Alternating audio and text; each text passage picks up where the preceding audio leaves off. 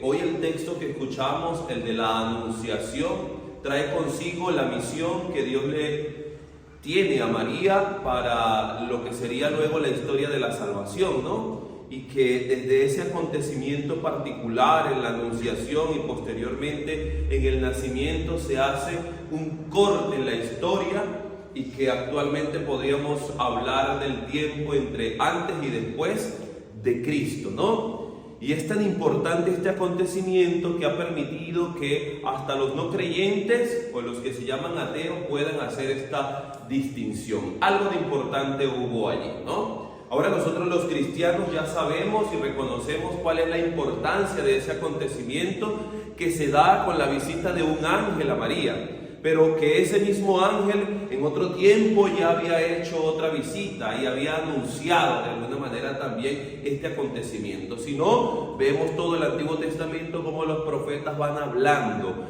de lo que va a suceder sin mencionar exactamente qué es el acontecimiento, sino decir, esto es lo que va a pasar.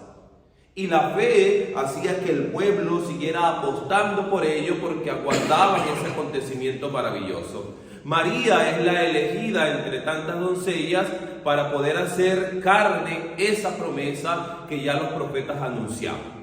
Ya conocemos el texto de la Anunciación. Se aparece el ángel, le habla a María, María se consterna, se llena de temor, pregunta qué está pasando, cuál es este saludo. Él responde, María vuelve a decir cómo va a ser esto si yo no conozco varón, y viene todo el tema de la presencia de Dios y la efusión del Espíritu sobre esta doncella.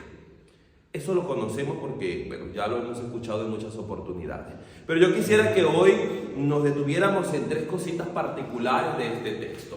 La primera es en la presencia del ángel a María. Dice que cuando el ángel llega a la presencia de María, le saluda. Y este saludo parece que en María genera cierto miedo, cierta turbación.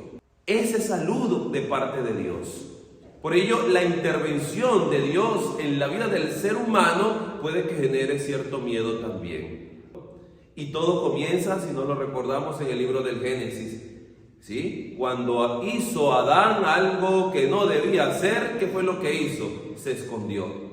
Y cuando llegó el Señor y le pregunta a Adán, ¿dónde andas? Él dice, me escondí porque tenía miedo. ¿Y por qué tienes miedo? Porque estoy desnudo. La desnudez en el ser humano simboliza que el poner así abiertamente en claro sus errores, sus dificultades y sus problemas. Y es lo que primero nos da miedo delante de Dios. Porque creemos que por esos pecados que cometemos, Dios nos va a juzgar, nos va a condenar y nos va a mandar para el infierno. Adán se esconde porque está desnudo. Y la desnudez de la que habla el libro del Génesis es precisamente el estar totalmente desnudo. Pero espiritualmente hablando, la desnudez es abrir de par en par mi corazón, mi mente, todo mi ser, y que no me dé miedo que se descubra lo que hay oculto en mí. Pero es lo que más le da miedo al ser humano. Nadie quiere decirlo. Por ello a veces las confesiones cada día terminan siendo más pocas, más lejanas. La gente no lo quiere hacer. ¿Y por qué no lo quiere hacer? Porque no quiero contarle a alguien más cuáles son mis problemas y mis pecados, mis dificultades y mis defectos. Me da miedo que se vaya a saber esto. Y mientras más oculto esté, pensamos quedará allí, pero más rápido aflorará, porque todo sale a la luz. Y sobre todo a la luz de Cristo. María tiene temor a eso y pregunta, ¿quién es este? ¿Por qué me saluda de esta manera? ¿Quién eres tú?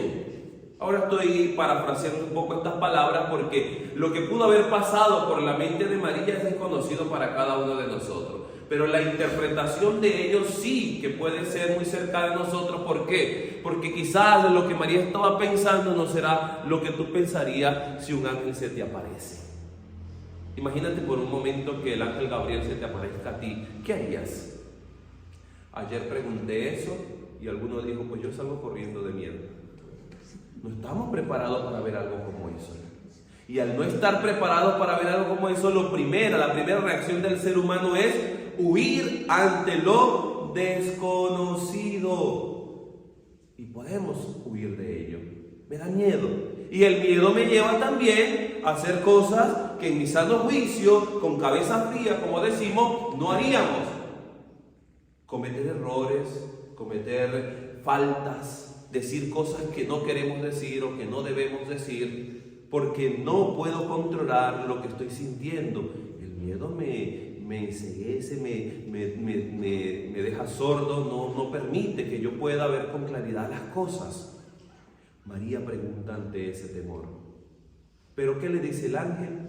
No temas, no tengas miedo. Y estas palabras del ángel, que son las palabras de Dios, ya se habían repetido en otro momento también. Se le repitió a José en el sueño. Se le repitió luego en la resurrección a los apóstoles, cuando Cristo se aparece y ellos también se llenaron de miedo porque creían era un fantasma. ¿Y qué dijo el Señor? No teman. Y les dice, no teman, porque en medio de los sentimientos negativos o positivos, el ser humano tiende a fallar, a equivocarse. Por eso no podemos dejarnos llevar por los sentimientos. Y cuando digo esto me refiero, si estás alegre no tomes decisiones porque te vas a equivocar. A veces nos dejamos llevar por la euforia de lo que estamos viviendo y damos y regalamos y prometemos y hacemos cosas que al final no podemos cumplir. Y si estamos llenos de miedo, también sucederá lo mismo. María pregunta, el ángel responde, no tengas miedo. No tengas miedo porque es el Espíritu de Dios el que está sobre ti. Porque concebirás y darás a luz un hijo. Más miedo le tuvo que haber dado a María cuando escucha todo aquello. Que va a quedar embarazada, que va a tener un hijo y aparte de todo eso que será el Hijo de Dios, que heredará el trono de David, su padre, es decir, que será rey. De la nada, una mujer tan sencilla y humilde como María viene ahora a convertirse en la madre del rey. ¿Qué es esto?, dice María. Y a ella lo que más le turba es el saber que le han ofrecido, le han prometido tener un hijo y ella todavía no conoce varón. Por eso dice, ¿cómo puede ser esto? Si yo no conozco varón. Empieza la duda en María. Me han prometido algo, me han hablado de parte de Dios, pero esto, unido a la lógica, no tiene razón de ser. Por eso, cada vez que nosotros intentamos avanzar hacia Cristo, nadamos en contracorriente a lo que el mundo nos ofrece. No es lógico esto de cuando el Señor nos dice que amemos al que nos odia. ¿Quién dice que eso sea lógico? Nadie.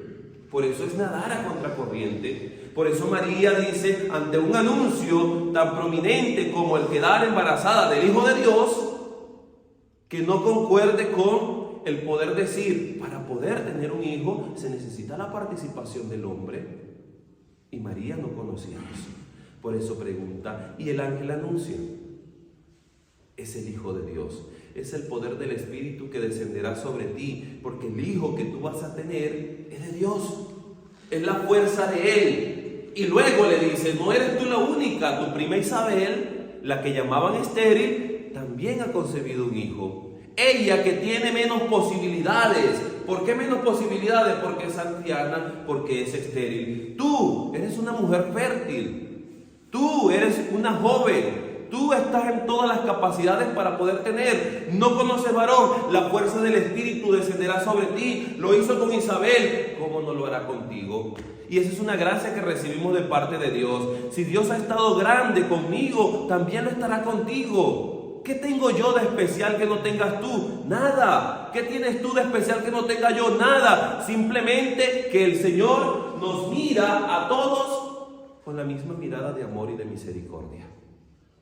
Teniendo yo más pecados o menos pecados que tú, Él me sigue mirando con amor y con misericordia. Y mira de esa manera a María. Por ello María se rebaja y dice, yo soy la esclava del Señor. El reducirse entonces a ser la esclava es a abandonarse totalmente a Él y dejar que lo que Él decida, eso será. Las palabras de María tienen sentido cuando ella es capaz de confiar y confiar al punto de dejarse totalmente llevar por lo que el ángel le estaba diciendo. Vuelvo y repito, si a ti se te apareciera un ángel, primero saldrías corriendo. Y si no es así y te anuncia algo como esto, ¿qué dirías tú?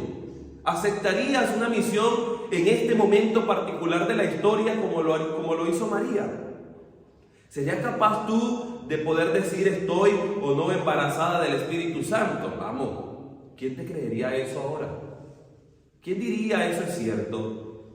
María acepta que en su tiempo conllevaba la muerte el hecho de faltar, ¿sí?, al matrimonio, peor aún en este momento, que a lo mejor no te van a asesinar, pero es que es más fuerte cómo asesinamos con la lengua, cómo asesinamos con nuestros juicios, cómo asesinamos con nuestra manera de pensar y de hacer las cosas frente al otro.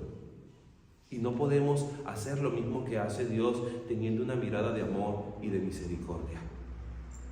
El acontecimiento que hoy celebramos en la Anunciación, en este cuarto domingo de Adviento, y que nos prepara ya, que lo que nos faltan son horas para celebrar la fiesta de la Navidad, es recordar que el nacimiento de Jesús, al abrir la historia, abre también tu vida, la historia de tu vida. Y hoy quiere Él también que tú seas capaz de abrir eso y decir: mi vida antes de conocer a Cristo, mi vida después de conocer a Cristo. Pero que esa diferencia sea notoria, no que sigas siendo el mismo charlatán de siempre. Tienes que dar un cambio, y un cambio se da cuando tú estás dispuesto ¿a qué? A optar por hacer cosas de las que no estás acostumbrado o las que no quieres hacer, y las haces. Y con la dificultad que eso conlleva, te esfuerzas para que eso sea posible. Tenemos que poner de nuestra parte. La fuerza de Dios que baja sobre María le concede a ella la gracia de quedar embarazada. Pero eso no sería posible si antes María no dice que sí. La encarnación del Hijo de Dios se da en el seno de María en el momento en que ella dice sí. Antes no. Porque somos libres. Y esa libertad la tenemos todos. Tú escoges si quieres o no quieres. Por eso en esta fiesta que vamos a celebrar dentro de poco, por la noche, cuando nos encontremos nuevamente para esperar vigilantes la venida del Salvador, es donde tú le dirás al Señor: sí, sí quiero que hoy nazcas en mi corazón. Si quiero que hoy tú nazcas en mi vida, en mi familia, en mi trabajo, en mi comunidad, en los que hacen vida conmigo. Yo quiero que tú nazcas en mi actuación, en mi manera de ser. Yo quiero que seas tú también el que se proyecte ante lo que yo digo y hago. Tenemos que permitírselo, si no simple y sencillamente será otro acontecimiento, una festividad social. Algo que no tiene ningún sentido si tú no eres capaz de vivirlo a plenitud en tu vida. Y que se acabe esas felices fiestas que dicen por ahí. Seamos capaces de no tener miedo de decir: feliz Pascua de Navidad, feliz nacimiento de nuestro Salvador. Ese tiene que ser nuestra bandera. Y nuestra bandera ante la guerra que tenemos allá afuera cuando nos atacan. ¿Por qué? Vuelvo y repito, porque vamos a contracorriente de lo que el mundo nos ofrece. Esta Navidad tiene que ser para nosotros ese antes y ese después. Antes de conocer a Cristo o de tener a Cristo en mi vida, después de haberlo recibido con un corazón abierto, sin miedo a la desnudez, sin miedo a que descubran en mí mis faltas, mis pecados, mis errores, sino permitiéndole a Él que pueda entrar, purificar, lavar esta vida que quizás no ha sido la más correcta, pero que si quiere ahora emprenderse hacia el seguimiento verdadero de Cristo. Que el nacimiento de este Salvador nos permita eso. Y la intercesión de María, la primera en espera y vigilancia ante ese nacimiento, nos enseña a nosotros a esperar con paciencia, pero sobre todo a recibir con alegría el nacimiento del Salvador. Que así sea.